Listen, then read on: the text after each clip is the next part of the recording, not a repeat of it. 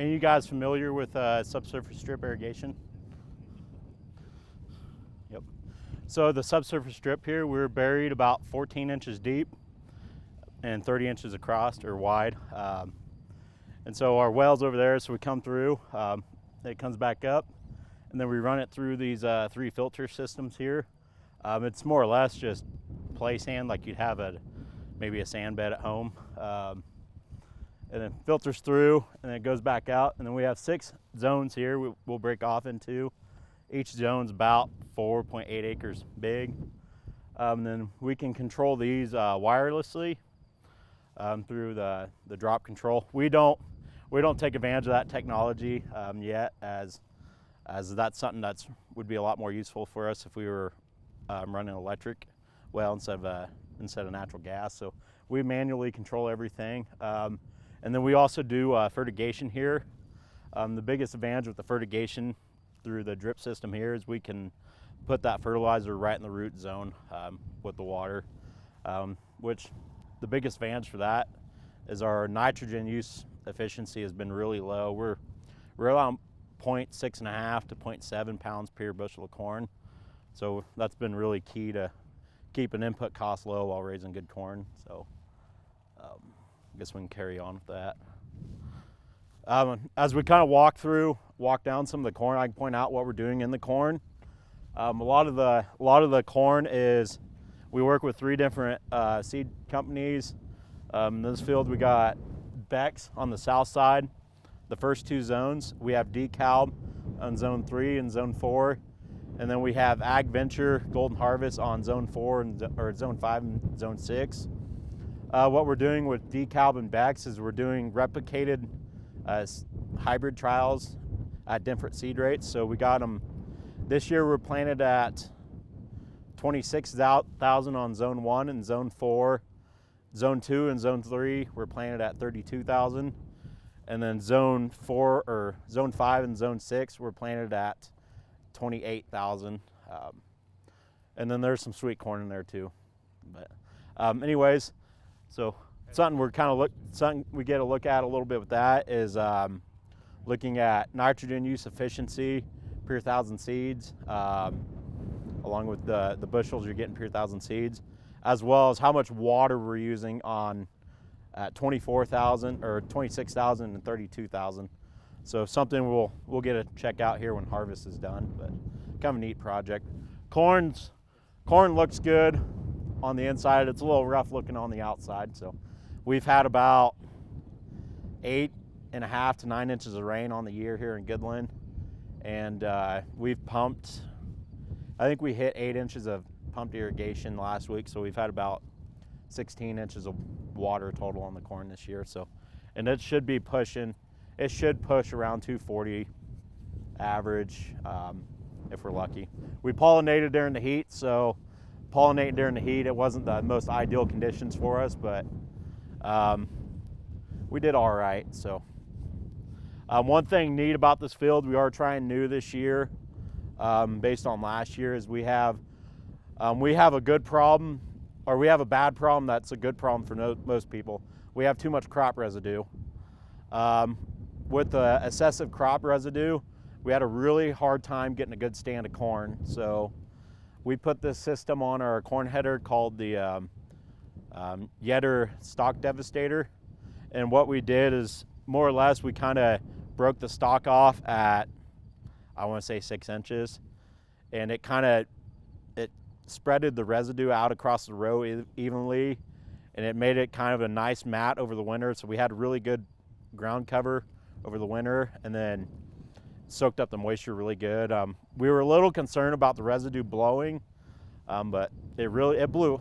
I mean, all residue blows when the wind blows 50 mile an hour, but for the most part it held pretty good, and then we were able to get a lot better stand of corn out of that while maintaining good ground cover. So something new on there. We tried it on the dry land. I would not recommend doing that on the dry land. We lost majority of our residue, so with the wind. Okay, so this over here is one of our smaller fields. This one's 25 acres worth of subsurface drip irrigation. So that's 5 acres broken out 6 times, so somewhere around 4 acres apiece in each zone. On the north side of us, we're gonna head up to We have our dry land, our biggest dry land field. That one is 40 acres. On the opposite side of us, you'll hear the engine running. We've got center pivot irrigation on the opposite side of us. That's 120 acres broken out into two 60-acre halves. And then there's dry land on either side of that. We've got a corner down on this side that's 29, and then a little corner up top that's like 10 to 12-ish. So we're about 220, 230 total acres across the entirety of the farm, broken out. So, and then we've got a little tract on the other side of town, but we did some trials there this year, and it looks pretty ugly. So, but a learning experience for students. So, but yeah, about 220-ish total acres out here on the farm. One thing I'd like to add is we do a lot of different practices out here, so we don't really have one set farm practice. I mean, we got corn on corn, we got rotated beans and corn on the other side. We're starting to get into wheat behind the beans now. The biggest reason for that is we can't raise 120 acres of corn on the wiper. Don't have enough water for that, and the corn droughts out pretty bad. So we're going to do that wheat and soybean, wheat, corn rotation. So we'll get some play there, and then we're going to try to figure out how to introduce cover crops into that rotation as well. Something we got to have conversations about. And then, like you guys may have noticed, we're doing some tillage on the dryland pivot corners this year. We had a really bad Johnson grass problem, along with a couple other grasses, and the only way we could figure out how to eliminate them was tillage. So we did tillage on that, and we're gonna drill wheat in that this year. And then we turn around and get into the cover crop. So it's pretty interesting to see all the different practices we have on one small operation, and then the students can come in and they can kind of see that as well. So there's no wrong way. There's a lot of different practices that work, but at the end of the day, you know, what's going to be the guy's preference? What can he make work on his operation? So.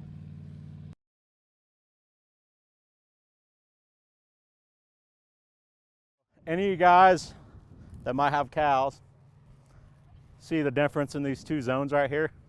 And I'll tell you what's actually going on.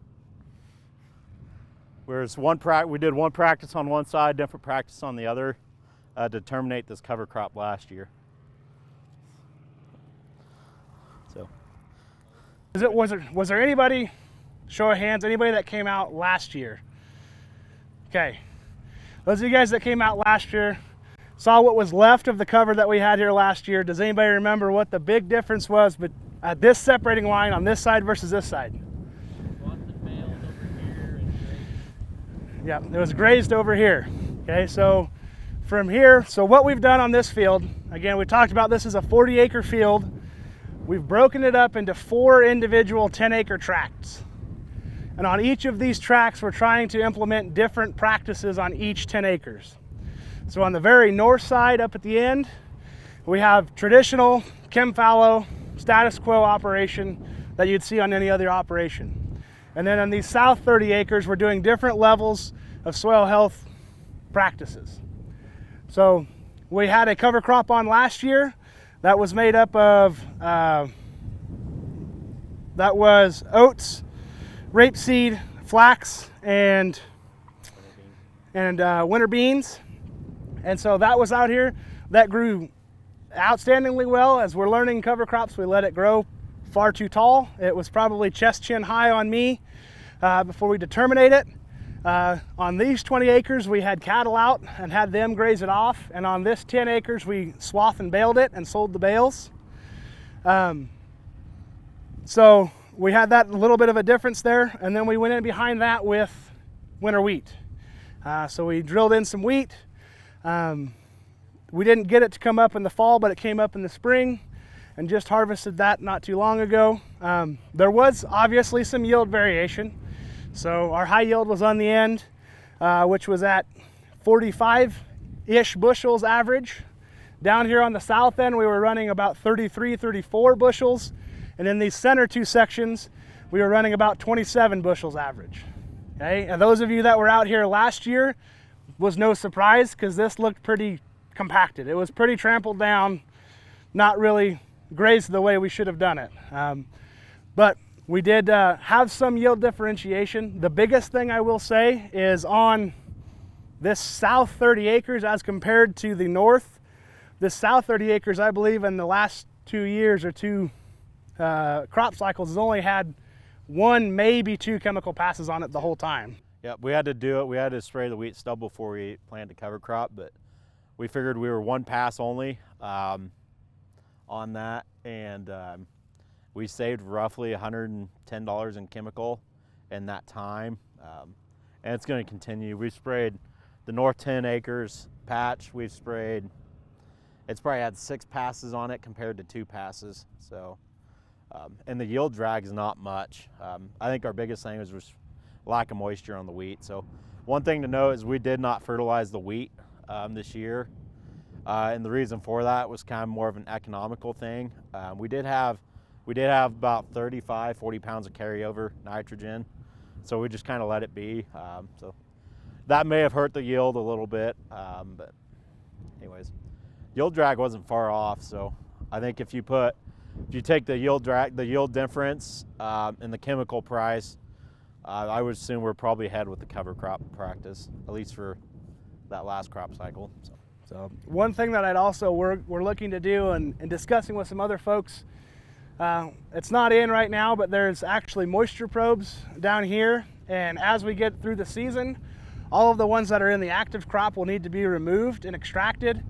We're going to take those and bring them all out here and compare over the winter season infiltration rates, moisture values, and those kind of things as this cover crop is here. So we can compare the traditional ground versus the area where we're implementing some of these practices and see, are there any differences in the way the water interacts with the soil in these areas versus the others, which intuitively we would think there should be, but can we provide some data to show what that interaction looks like?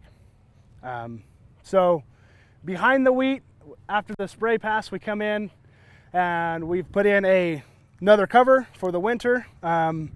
This mix is consistent of forage sorghum, sorghum sudan grass, grain sorghum, but then we also have sunflowers and safflowers and cowpeas. So a pretty good mix in here.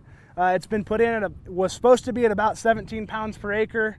We didn't get the drill set exactly right, so it's probably closer to 21 pounds an acre that it's been drilled in here.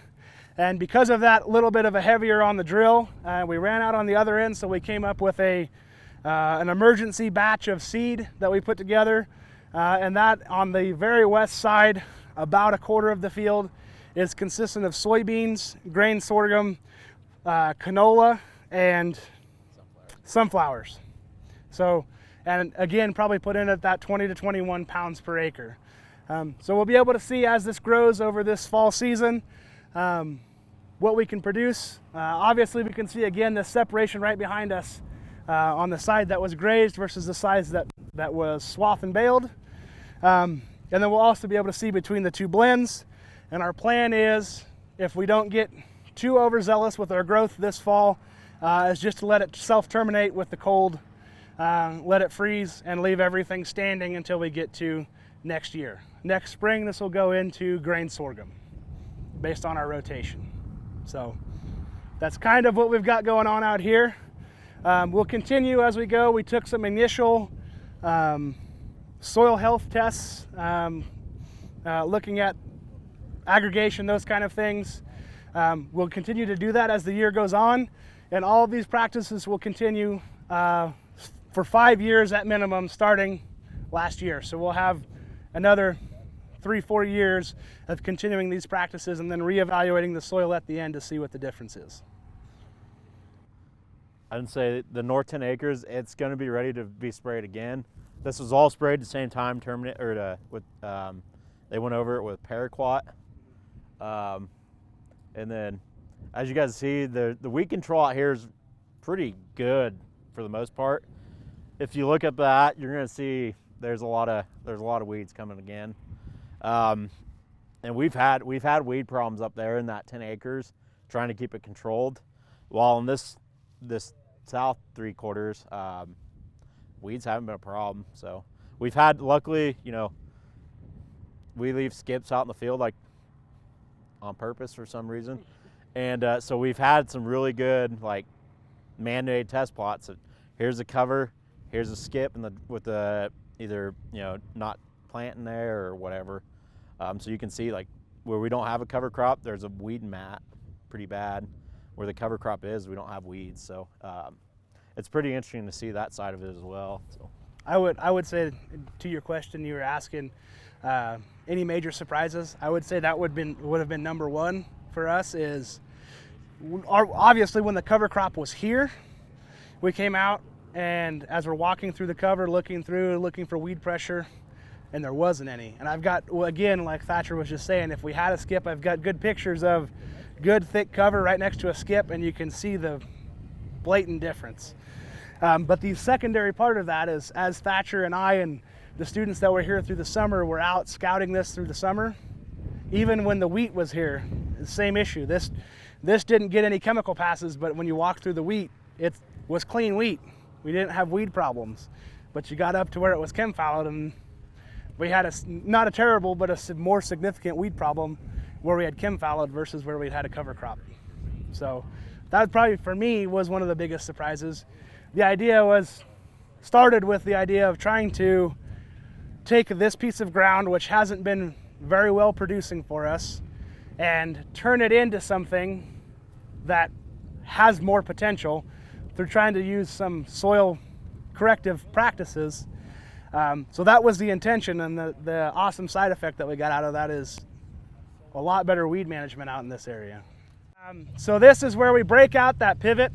Right at the center line, we break it out 60 acres on this north side, 60 acres on the south. After the rebuild, after we did that trial, we had some issues with irrigation uniformity. Some of these students that are still here helped out with that, where we went out and every 5 foot we put out a red solo cup and applied an inch of irrigation over the top and measured the volume in every cup across the pivot, and then made comparative values to see what the uniformity was across the system.